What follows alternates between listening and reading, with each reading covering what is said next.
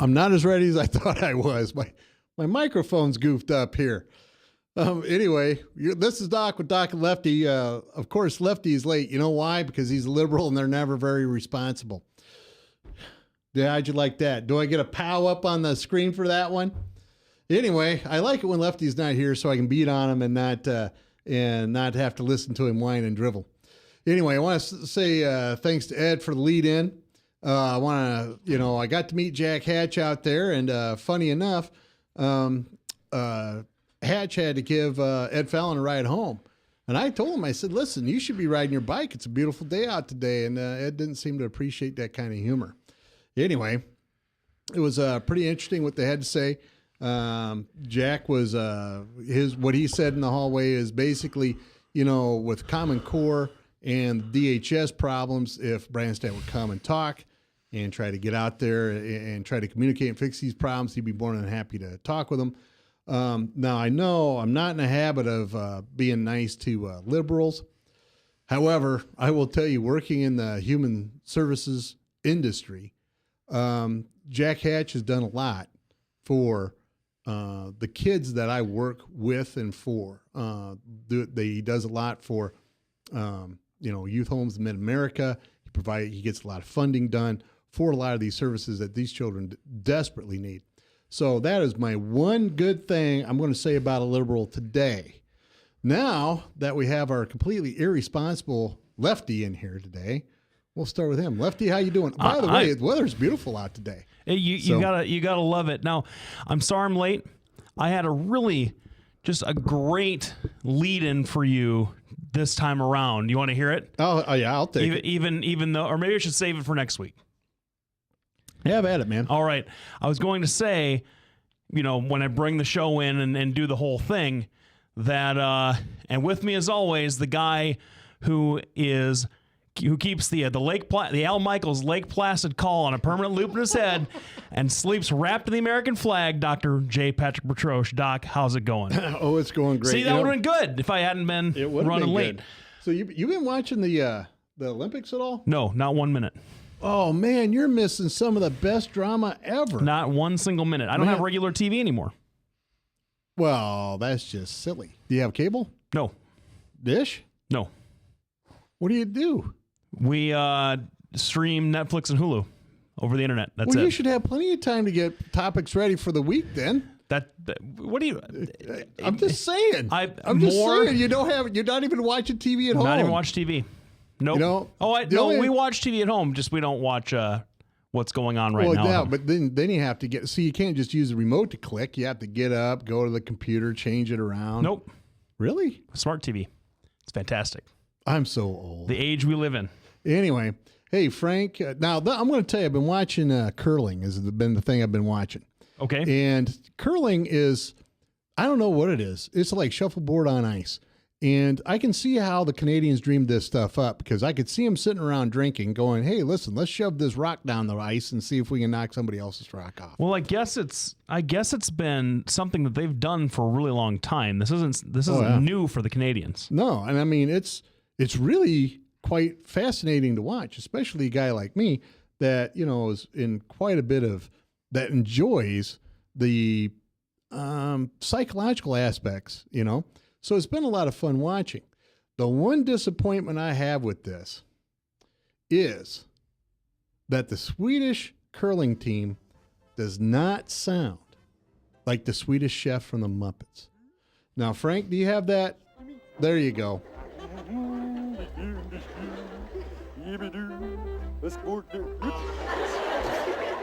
There you go. I think that's enough of that clip. Thanks a lot, Frank. They don't sound like that. I'm really kind of disappointed. My entire life, I believed Jim Henson and the Swedish chef. In fact, that was the one thing that got us through the bus ride from my house to school is trying to do the Swedish chef. Anyway, they don't really sound like that. That has been my one disappointment watching curling. The other thing is, I was kind of hoping, Lefty wouldn't have his head buried in the sand when it comes to, national pride and watching the Olympics. However, I shouldn't be surprised. The Americans in ice dancing, not only did they get the gold, they set 2 records getting it. And what's even better is they beat the French. And, that's always good news whenever we beat the French. So that's been going on. It's been quite beautiful. We're going to be back right after the break. You're listening to Doc listening to Doc on Doc and Lefty on my own show on webcast1live.com. We're here every Tuesday from 6:30 to 7:30 p.m. Our guest tonight was going to be Jeannie Munson. She is a DHS hater extraordinaire, and I figured I'd have her on since she has multiple lawsuits going against the DHS. And since that's going to be our topic tonight, I figured she'd be a great guest. She's going to be here in about the next 5 or 10 minutes. Thanks, everybody, for tuning in. We'll be back right after the break. Petrosian Associates, how can I help you? Bertroche and Associates will provide you with a friendly, caring, and confidential place to find help for mental health concerns. We are ready for your call. Our doctor, Dr. J. Patrick Bertroche, provides a full range of psychiatric services for children, adolescents, and adults in a forthright and informative manner while maintaining a casual, comfortable, and relaxed atmosphere. All across America, there are countless numbers of people struggling with addiction and other life-controlling issues. Probably someone you know and love. There is a way out. There is hope.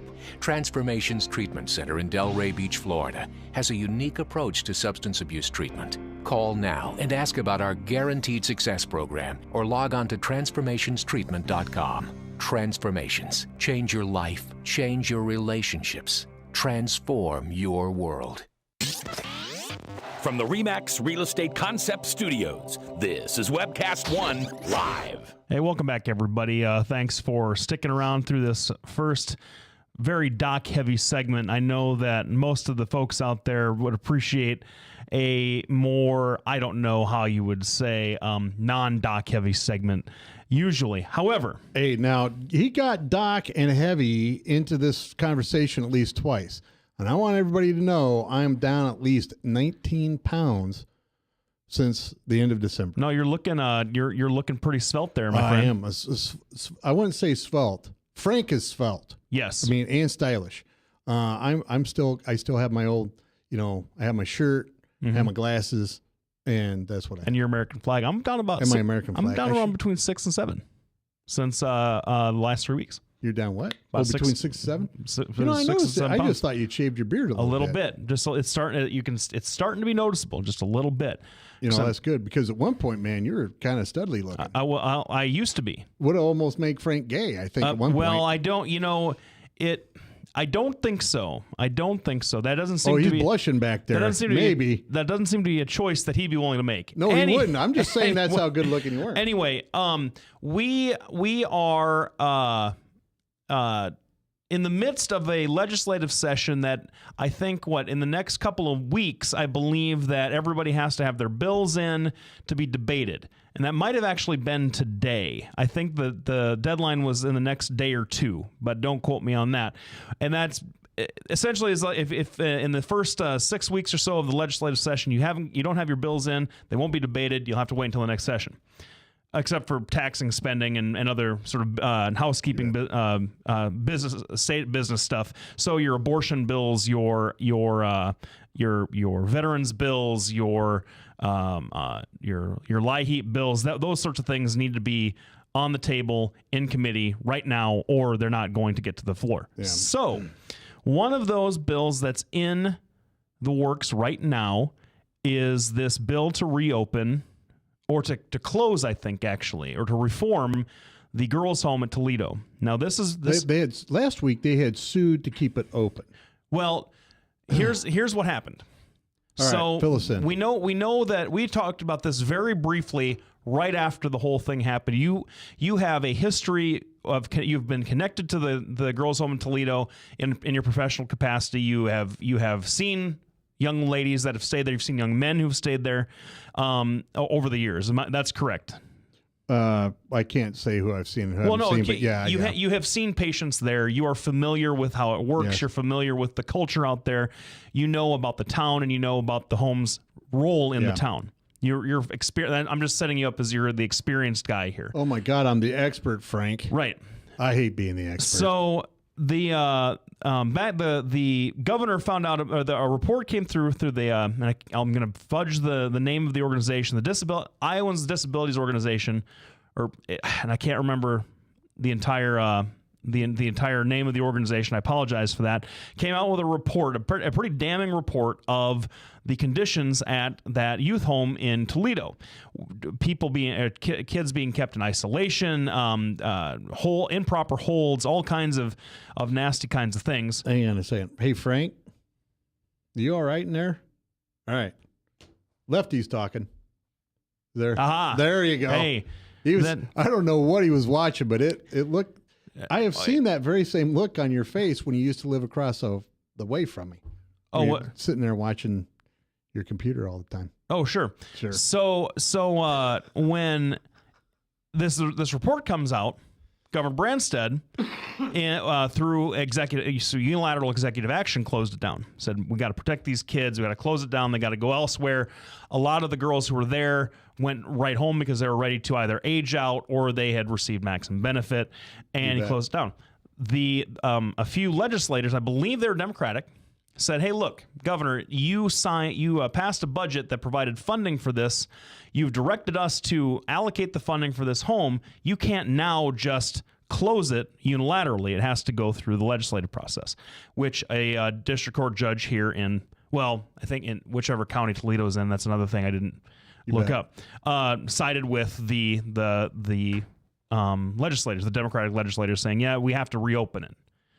And so that's been the tussle, and there's now bills on the floor in the legislature to either close it permanently, reform it, do something else with the system. And what I find interesting about the whole thing, other than this is one of those kind of moments in Iowan policy it's not getting a super ton of big headlines, but it's getting its fair amount and could have real effects for young people in this state who have to go through the court system. Is it's becoming a partisan issue, which it's just, and it shouldn't be. It shouldn't be, but it's strange that it is, because you would expect that Democrats normally would see this as we got to shut this whole thing down. We've got to reform this. And they would take advantage of this lapse in maybe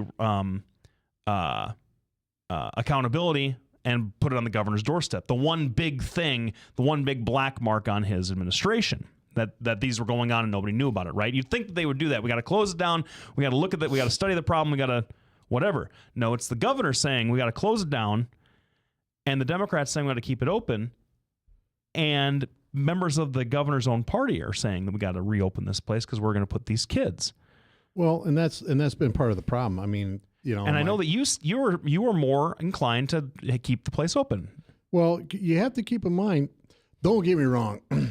You shouldn't be keeping kids in seclusion and isolation for a year. You shouldn't have to. You shouldn't do that. Like we've talked about before, Toledo is a place for kids that aren't good.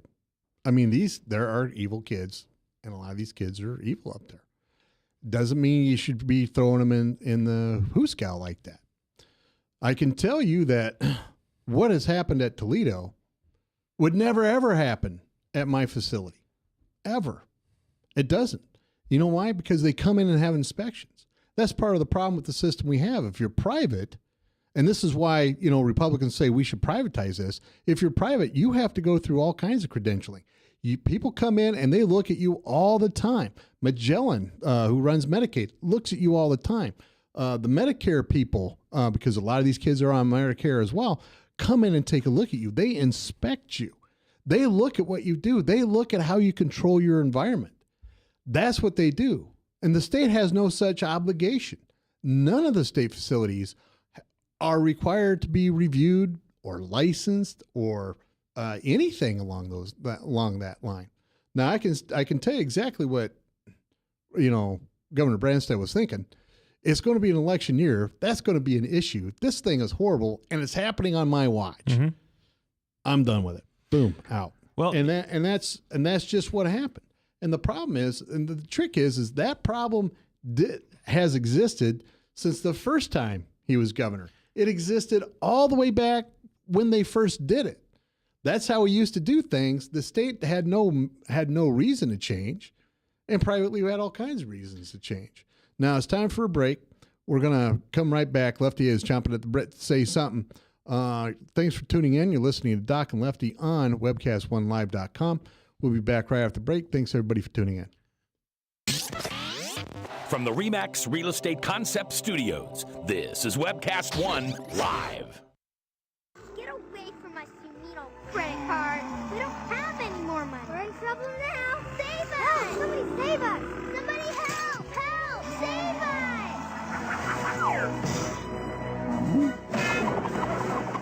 Hi, I'm Tom Coates from Consumer Credit of Des Moines.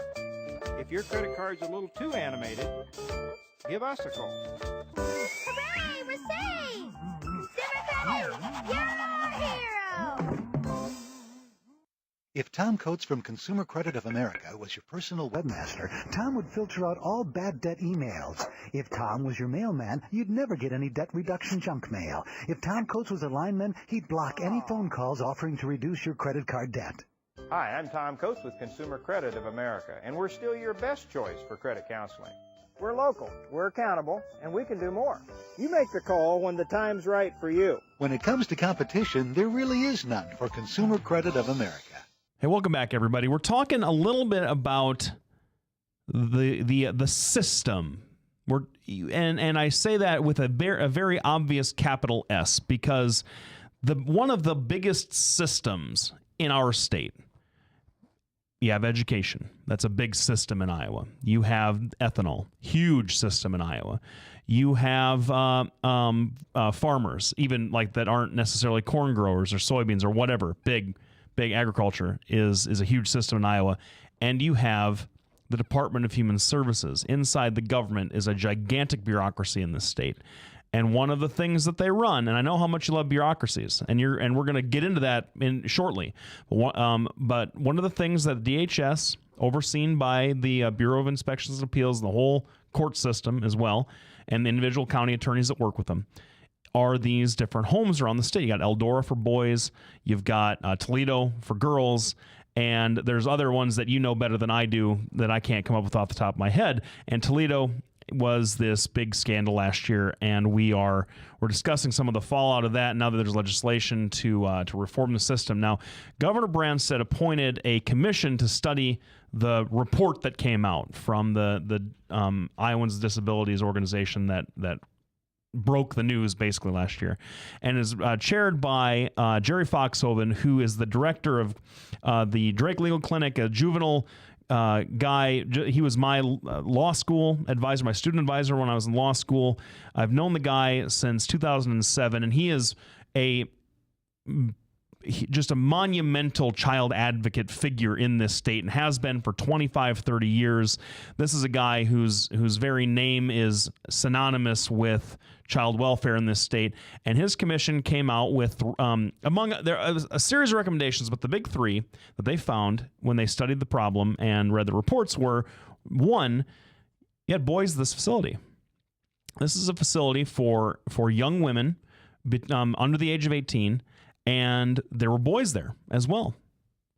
And he said that was a huge problem. That seems like a common sense solution right there. Another one is that there were what we call, and I do a lot of this work myself. I do a lot of juvenile work in Polk and Marion County especially, and we call them China cases, child in need of assistance. And they were keeping China girls, young girls who were going through the child in need of assistance program, which meant that they had committed no crime, but that something went wrong in their family life where their parents either failed to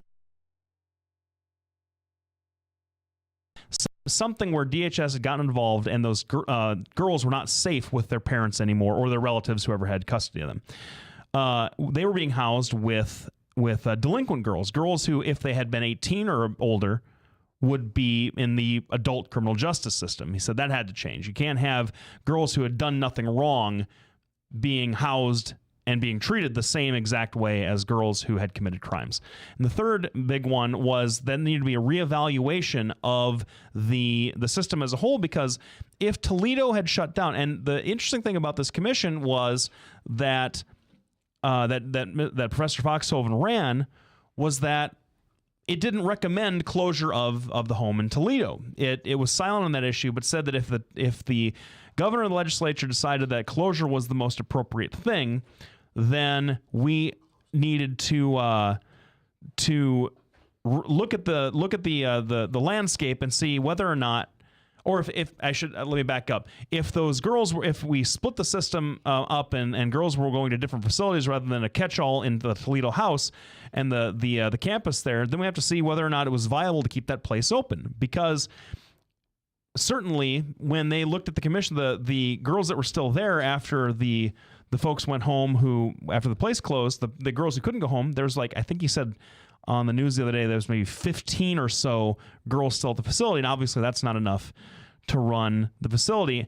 Now, Doc, what do you, I know that our special guest has just joined us, but before we get to her, what do you think about those three? Those are the big three, the three pillar recommendations that the commission came out with. You got to separate the genders.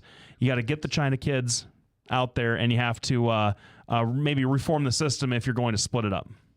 Well, I think I think all those things make sense.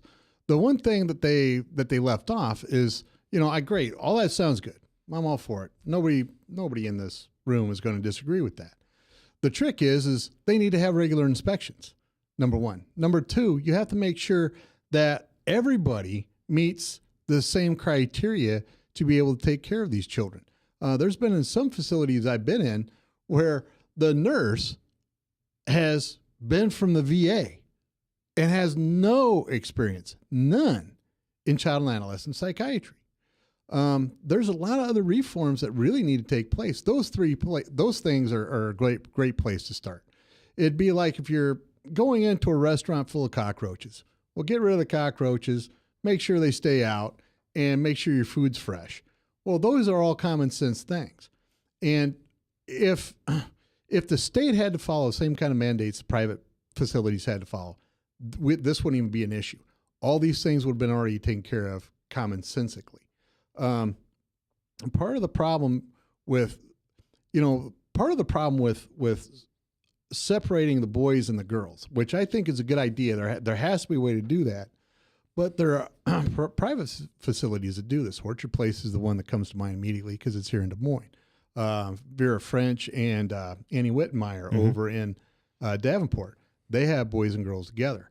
Part of the problem with our system is a lot of these girls all have a place to go. There are far more beds for girls in this spot. There are far fewer offenders who are girls. And that's true, but we're not talking about just offenders. Right. All right. And the problem is, all these kids need a place to go, but the male beds are very, very low. And in fact, I believe, and I may be mistaken, but I believe my facility, Youth Homes Mid-America, is the only one in Iowa that's strictly boys. And they do house in their independent living program some girls. So there's I can't remember what it's called. Eldora. Eldora is there's boys' one home, but they also allow girls up there. That's the training school. But there's the campus in Fort Dodge. I know that's a boys. That's more of a it's almost a military school. I've got a client up there right now, and I think that's all boys, but I can't remember that name either. I also don't. I think it's private, so that could be a part of it. And part of the thing about the Democrats getting all bent is when this whole thing came up with Toledo, one of the big recommendations was, well, let's privatize this stuff. Let's have it go private. And anytime you talk about privatizing anything with the Democrats, they all throw a fit. Well, the bottom line is I can tell you privately, the facilities are much better than any state facility you go to. The Youth Homes of Mid-America, and that's the one I know, so I'm going to talk about that. Their driving force is they're not going to give up on the kid. They're not going to. And the problem is every state facility, they'll reach maximum benefits. Oh, they reach maximum benefits, we're going to kick them out. And the bottom line is youth homes in Mid-America, because they are private, are able to sit there and keep these kids even when the state isn't paying for them like they should be. So, that's the thing I look at. Well, if the state, if we would privatize a lot of this stuff, they would have inspections. I mean, every 6 months we're having to go be inspected by somebody, verifying that everything is going well. And, youth homes has led the charge on getting away from isolation and seclusion rooms. And I can tell you that, youth homes takes the worst of the worst. When these people have run out of every other option, they go to youth homes. So it's not like we can't control these kids, but you have to have the training and the facility for it, and the state simply doesn't require that. Well, I mean, that's just not really all that accurate. Folks kids at all kinds of facilities reach maximum benefits all the time. There are kids that age out. There are kids who are there. I've got a client's son who's been in Dubuque since 2000. I think it was Christmas 2012. He's now 11, I believe.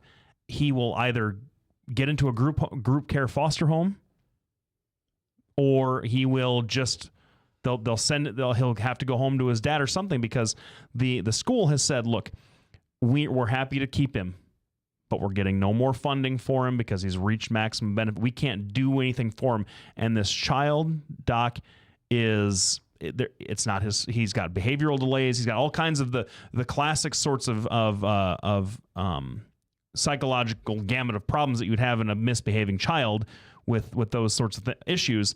He'll never get. There's no getting better. They've done as well as they can. They can't be faulted for that. And he has to go someplace else. And that's where a lot of the state facilities come in, like Toledo. What Professor Foxhoven said in the report the other day was it became a place of last resort, where these girls were being sent there from all these other facilities around the state because they couldn't do anything more with them, and that's what the state does. Well, yeah, I get that. It wasn't necessarily a place of last resort, because I'm one of the facilities place of last resort, and two, if it really gets to be last resort, one of the things that we do is we ship them out of state, which is another problem with DHS. That is a huge problem, yep. A huge. So we're going to be back right after this break. We have Jeannie Munson with us. She is I don't know how to characterize it except being a DHS hater extraordinaire. So we're going to get her opinion, talk to her about her story and her struggles with DHS, which, honest to goodness, I believe every word she says, because it's the same struggle I've had to go through. And privately, Lefty has told me about some of his struggles to protect his people. And so we'll be back right after the break, listening to Doc and Lefty on webcast1live.com. We're here every Tuesday from 6:30 to 7:30 p.m. Thanks for tuning in. Hey, psst. Let me let you in on a little secret. You ready? Always try to do business with people, not places, especially if you seek honest Christian business people. And when it comes to my car, I really need to trust who's working on it. Now, my family is so blessed. A few years ago, we found a family-owned automobile repair shop that operates as a Christian business also. Open, honest, reliable, trustworthy. It's AMCO on Hickman Road in front of Kmart, and it's a family-owned Christian operating business. This family treats your car as if it was their car. Everything from oil changes to transmission repair and everything in between. So the next time you feel the need to be at peace with your choice of who you can trust with your car, give AMCO on Hickman a chance to serve you. And tell them Max sent. Welcome back, everybody. We have breezed through the first half hour, and it always seems like, I was worried. Once again, I was a little bit concerned. I was running late, and I was thinking to myself, gosh, maybe that first half hour is going to be tough, but we have so much to talk about because we're dealing with the massive organization that is the Department of Human Services in Iowa. And we're with a special guest here, Jeannie Munson. Ms. Munson is someone who has a long history dealing with the Department of Human Services in Iowa, and is someone that has graciously agreed to come on the show this the second half hour and talk about some of her experiences. So, Ms. Munson, thank you so much for coming. We really appreciate having you here. Why don't you tell the listeners a little bit about yourself? Well, thank you for inviting me. I am a grandmother of 4 children that DHS took from me. I have a little bit of background about myself. I have 2 degrees. I work in IT for John Deere. I've been there 17 years. I think in my whole life I've had 3 jobs. You know, I've been a real self-sufficient person. The model citizen I considered myself. You know, I'm Christian, to raise my children and grandchildren in church.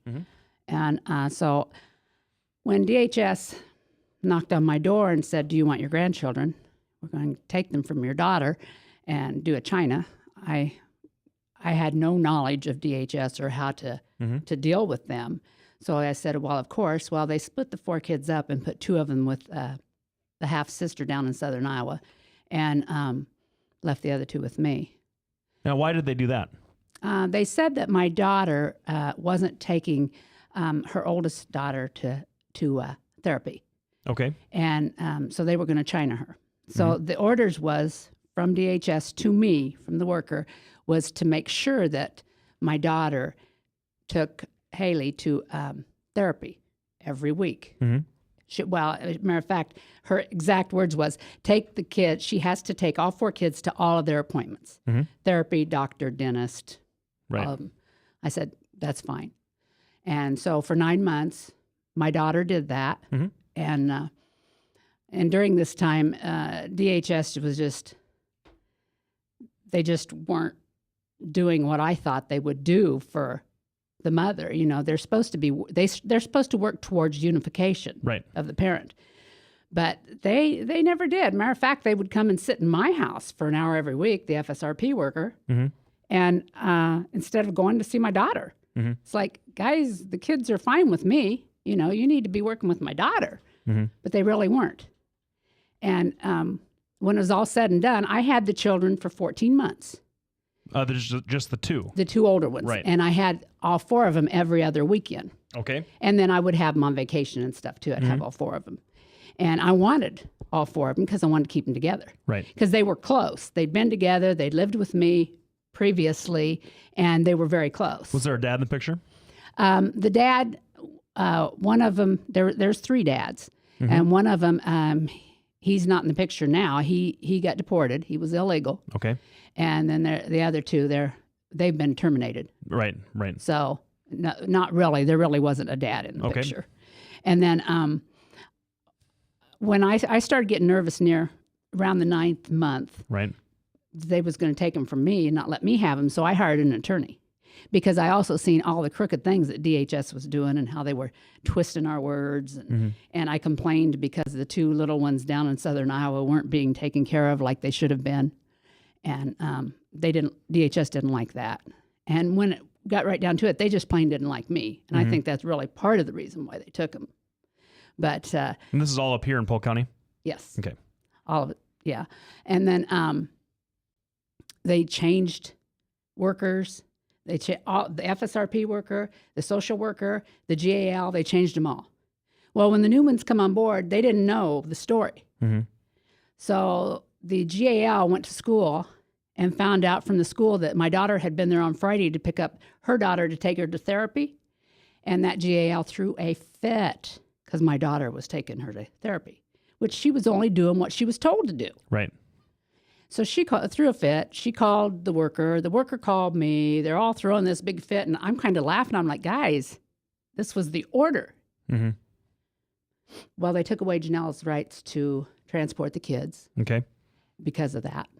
And matter of fact, to that point, she was back to only supervised visits. And they took away her rights. She got really upset and ended up having an asthma attack over it. And I'm still telling DHS, I'm like, she's doing what you told her to do. And they wouldn't admit to it. They never, ever, not once did they ever apologize for making the mistake.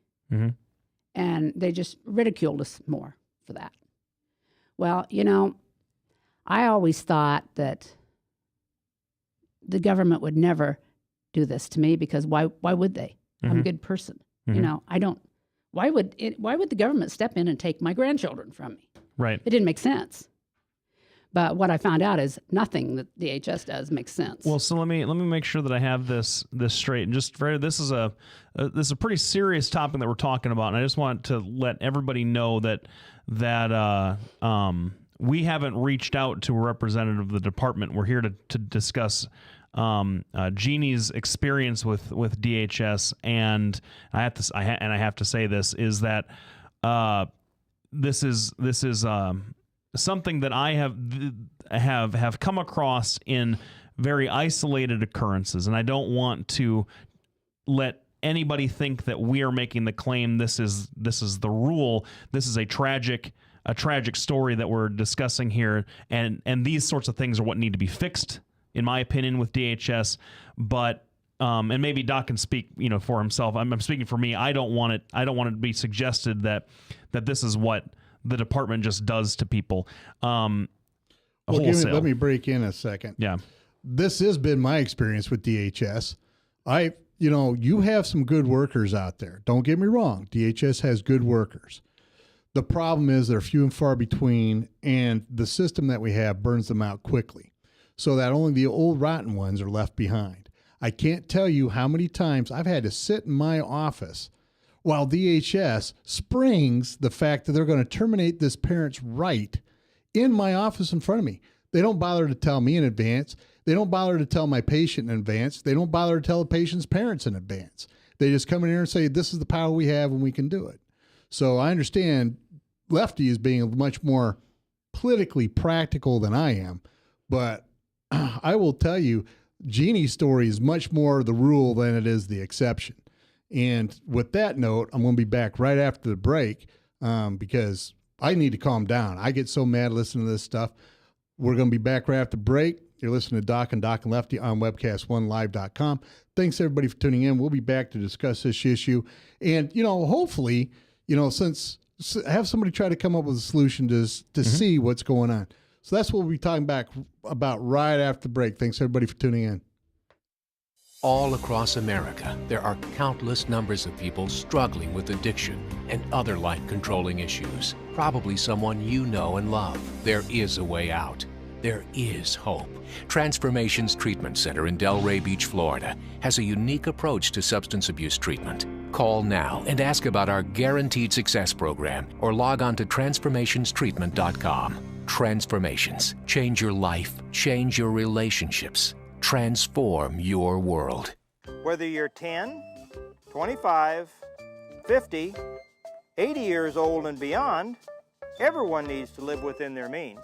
I'm Tom Coates with Consumer Credit of America. For almost a quarter of a century, we've helped people of all ages learn to manage their personal finances to benefit them far into the future. When problems arise, we've got the experience you need to make those debt problems go away. Got financial problems? Call Consumer Credit of America. From the RE/MAX Real Estate Concept Studios, this is Webcast One Live. Hey, welcome back, everybody. We're here with guest Jeannie Munson talking about her experience with the DHS, and I got to tell you that I hear a lot of this. I hear a lot of this kind of stuff, and I represent primarily parents of children. I've been a GAL a few times, but I represent primarily the parents and a lot of dads. Now, in a typical, and I say typical because you don't often see married couples going through the China process. It's one of those, they're either able to be a little bit more. I mean, you do sometimes. It's happened a few times, but or where they're as good as married. It's the mom and the dad are still together, they're just not married. But it's often where the dads are in the picture sporadically, and that puts stress on the kids. Where mom takes up with a boyfriend who's not good news, and the situations get really complicated. I'm not saying anything like that happened with you, but these parents, they get themselves into hot water when they don't do, quote unquote, comply with services, where they don't follow service requests, where they don't alleviate the quote unquote concern. And I kind of want to drill down a little bit deeper into what the exact concern is, because during the break you told me that they terminated on your daughter. Right. Probably because the kids couldn't be returned in the home within a year after the removal. The removal, you said, was because she wasn't taking the oldest one to therapy. Yes, that was what they told me. But the three other ones, the three other children, how did that affect them at all? I mean, what were the allegations? That she wasn't supervising them properly, that she wasn't caring for them properly? What were the specific allegations you remember? Haley the oldest one had been molested. Okay. And so that's why she was going to therapy. Right. Another thing, she had been in the hospital for a week after that happened down at Lutheran. Sure. And so she was there for a week, and then she was supposed to be going to therapy, and sometimes Janelle just didn't have the time or the gas money to take her. So that was why they said they was taking them. Okay. Is what they told me. So and then they couldn't they didn't return them within the year. The Iowa code lays out a year for older kids are older than 3 years old, to be returned to the custodial parent where they were removed from. That didn't happen. So I'm curious, one of the things that kind of makes me angry as an attorney is sometimes there's not a lot we can do. I've got clients that I've got a client who had a little baby, and the baby got removed because he was fighting with the mom and was accused of some pretty violent stuff, and they are looking to terminate him because they said, well, look, you need to at least get some mental health services. You got to do some things for yourself, got to get an evaluation at least, and he didn't do any of it. And you have 6 months, and he knew he had 6 months, right? So I have some arguments, but as an attorney, where I get frustrated is when the client doesn't do what they're requested to do, then DHS has nothing else to go on, right? Now, it sounds like your daughter was complying with the service request that DHS put in front of her. So why was the concern not alleviated to the best of your knowledge? She didn't comply with absolutely everything. Yeah. But then they really didn't tell her what to do. Mm-hmm. You know, she went and took parenting classes. She'd done that on her own. Right. You know, and she was trying to a point. But and then when she asked, she just begged him for 6 more months. Right. I don't really think that it set in that she was going to lose her kids. I don't think she believed that. Right. And once it finally did sink in that they're going to take those kids away from me, then she was like, she begged them to give her 6 more months, you know, and they wouldn't do it. They took them right out a year. Yeah, that's in the code too. There's a provision in the code that if the children can't achieve permanency, the court either has to recommend termination or return the kid or give a 6-month extension, and there has to be some evidence as to why that 6 months is more appropriate than termination. And I guess I wonder, how old were the children when this was going on? They were 2, 3, 5, and 8. Yeah. And now there's something I'd like to expand on a little bit Go here ahead. that Dr. Petrosha was talking about. You said, you know, that this wasn't, my situation wasn't the norm. Well, you would be surprised at how normal it is. And we have a huge group that's fighting DHS right now. And we're getting some laws changed. Mm-hmm. We're trying to convince Governor Branstad to do an investigation of DHS. Mm-hmm. We asked him, we went up to the Capitol a few weeks ago, the ones that we all had our stories, and we put them in a document and gave it to him and asked him to investigate our cases specifically because we knew that they were wrong and that they should have never done what they done. Well, here's let me. What would be some of the changes that you're going to be requesting that go on? I mean, what are specifically some of the law changes that you think should happen? There's 2 bills in right now. One of them is for a mini Miranda. Okay. And that is to Mirandize the parent when they come to the house because, you know, parents, they don't know. They don't know their rights and they don't know how to deal with DHS. And so they just say anything, and then DHS uses it against them. You know, if they might say, "Oh, I smoked pot 10 years ago." Okay, now you're a pot smoker. Exactly. Right.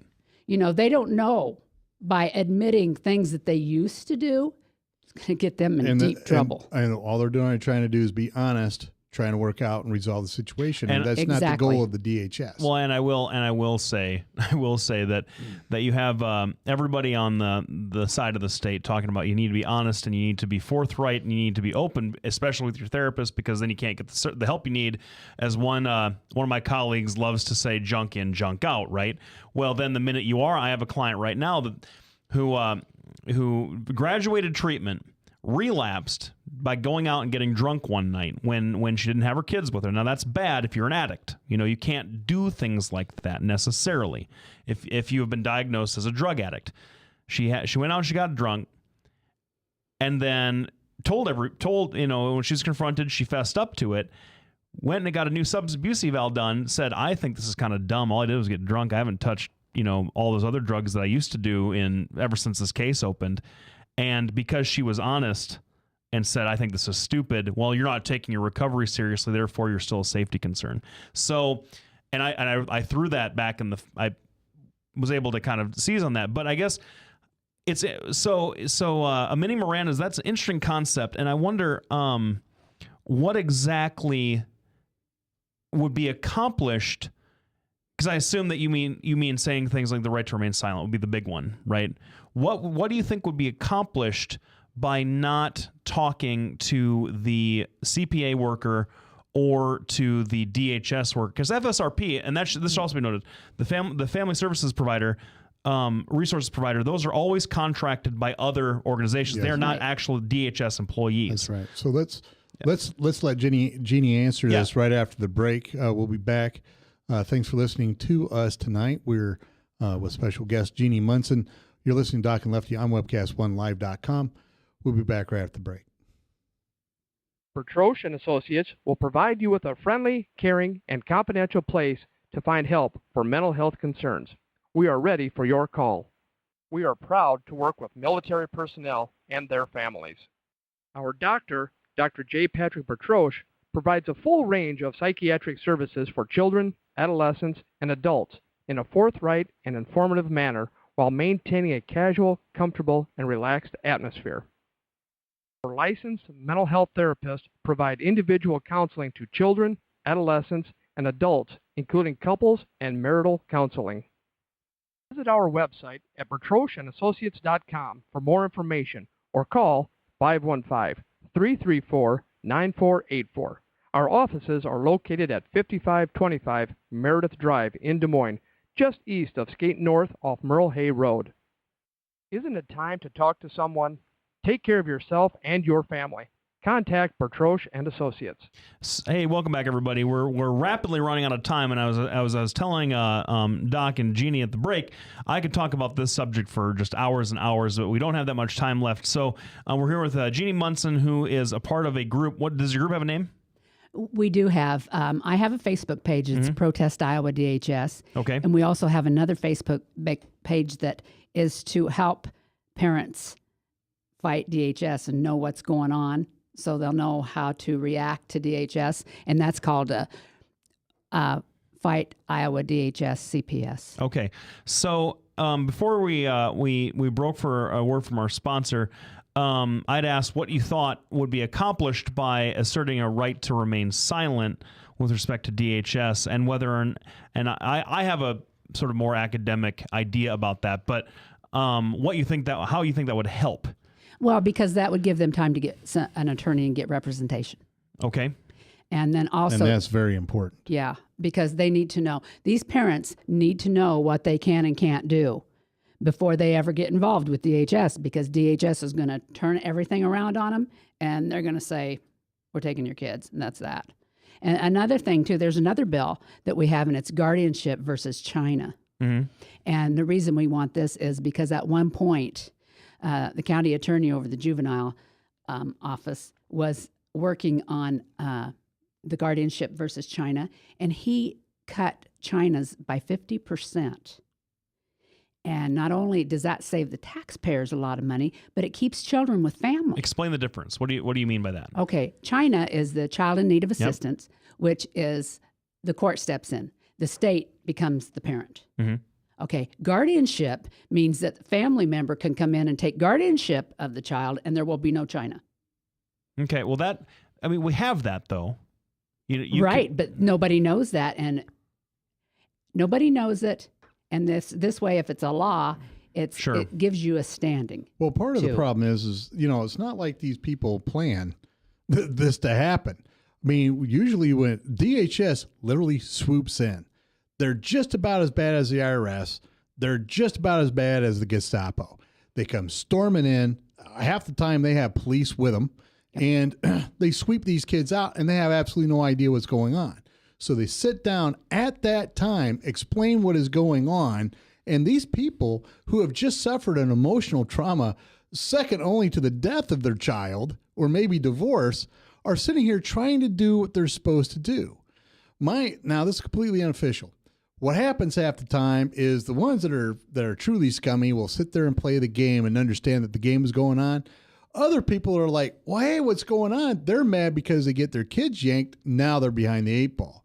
And I think that there needs to be a different, like Jeannie said, there has to be a different, process to go through instead of just sweeping in, yanking the kids out, and then just going, good luck to you. Because most of these people don't understand that as soon as those kids are removed, you need an attorney. And that's all there is to it. Most of these people don't understand it. The little mini Miranda idea is a terrific idea. So that you can say, listen, whatever's going to be said is going to be held against you. Go get an attorney. Well, like I said, I could talk about this forever. And the biggest problem that I have with the mini Miranda idea, not necessarily as a policy position, but just it's not sound constitutionally, in my opinion. Number one, because you're not being arrested. And so you don't necessarily have worse. I'd rather be arrested than have my kid taken. You don't necessarily have a Fifth Amendment right against self-incrimination in this kind of process, and that's a Supreme Court issue. The second thing, though, the major thing that I would like to see, and this is more of a court discretion idea, is that it seems to me that judges put unbelievable amount of weight behind a DHS social worker recommendation. I know, I've talked to several attorneys, several colleagues of mine that have had the same thought, where I had a licensed therapist, the person that DHS wanted my guy to go to, and tell me in a letter, and that I tried to introduce and wasn't able to for various other reasons, that 12 years ago he had been discharged other than honorable from the Navy for beating up his first wife. Okay, and he did that, and he admitted to that, and they talked about that. But then he didn't bring it up in this new round of mental health eval, and so the big characterization at court was, well, you lied. You would have had to have some sort of treatment, and the therapist said, no, it was 10 years ago. He's a different person. It wouldn't have been, you know all about this. You wouldn't, he wouldn't have gotten any benefit from any sort of treatment. We just kind of talked a little bit about his anger issues, which he's already seeing somebody for. Didn't matter. Follow the DHS worker recommendation. And so I feel that discretion, I think, is disproportionate. Well, and I agree 100% because a lot of these DHS workers really aren't trained. No. They aren't trained for this. They're not therapists. I mean, they come out social work, half of and I know most of these people aren't LISWs. They're just, a bachelor in social work. Yep. And, you're letting the lowest rung educated with the least experience determine what's going on here. Now, we're going to end the discussion about this because there's a couple things I want to address before the end of this show. And I want to thank Jeannie Munson for hustling down here from Altoona, Iowa at the last minute. Thank you very much. Come on, we appreciate what you've come in and said. I like a lot of the ideas. Our Lefty and I will develop an argument about the mini Miranda thing because I think if you're essentially going to have your children taken, you should be at least advised, shut the hell up. Exactly. And then I don't know. And then two, give us the name of your Facebook page again. Oh, is it Protest Iowa DHS? Correct. On Facebook. So you can get a hold of her there. She usually has a lot of good information clicking through. Now, there's a couple of things going on nationally I want to talk about just briefly. And as I usually do when Lefty starts talking, I try to tune him out. But in this case, it's too bad. That's why I'm. Yeah. Oh boy. Yeah. That's why I know more than you. Yeah. That's that's the why I know more than you because I'm Right. actually, trying to educate myself. Anyway, Right. On the front page of Fox News, and this is a riot, talking about minimum wage, and there's a picture of Obama. It's a good picture, and right next to him is a picture of this guy holding up this sign that says, "We can't survive on $8.25 an hour." That is typical because minimum wage is not $8.25 an hour. It's $7.25 an hour. So they can't even get their own protest and signs right. Now, here's the serious part I wanted to talk about. Ukraine is in a world of hurt. This protest has been going on 3 months. It's not going to stop. The last time they had protests like this was over the very same president, over the very same issues. And, you know, a lot of the political leaders got killed. A lot of Ukrainians got killed. So far, there's been 20 deaths associated with these protests. And all they really want is for Ukraine to go back swinging towards the EU, just like they've always wanted. Now, it's not a universal feeling, but it's a majority feeling. One of the things that people don't know, the Berkut is they might know by now, is the secret police. They have taken station on top of all the buildings around the Maidan, which is the Independence Square. And they randomly shoot down into the crowds. I have seen videos of this. My friends have told me about this going on over there. They are assassinating people right and left. Anybody that speaks out is in danger. The problem really comes down to the people are speaking and they're not backing away. This is what happens when you take freedom away. Now, Yanukovych did it. I mean, he's a scum. I mean, he's a convicted murderer. He's received at least $1 billion from Russia to swing back towards them. Putin just offered him another $2 billion to try to get this under control. The bottom line is the man is scum and needs to go. I think what needs to happen is they need to reintroduce the Constitution that they had introduced in 2004 because Yanukovych has stripped that entire thing. So all the freedoms that they had before are now gone. This, I believe, is the first shots fired in the revolution.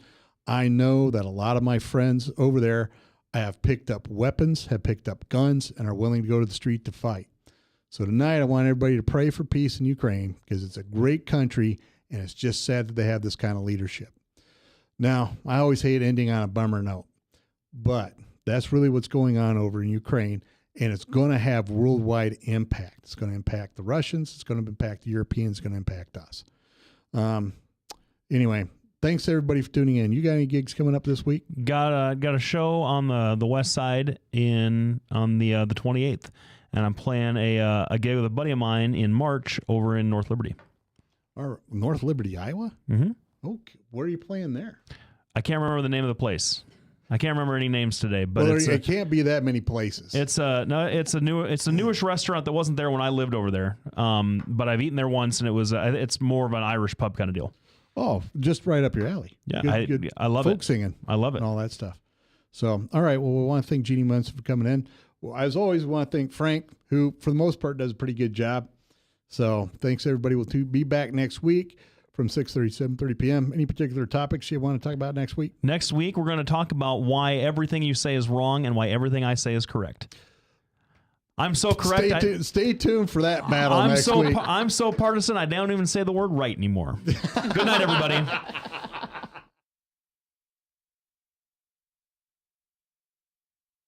Hi, I'm Representative Tom Shaw, and I love these guys. Both of them. Love these guys. Get over here. Get over here. Love both of them.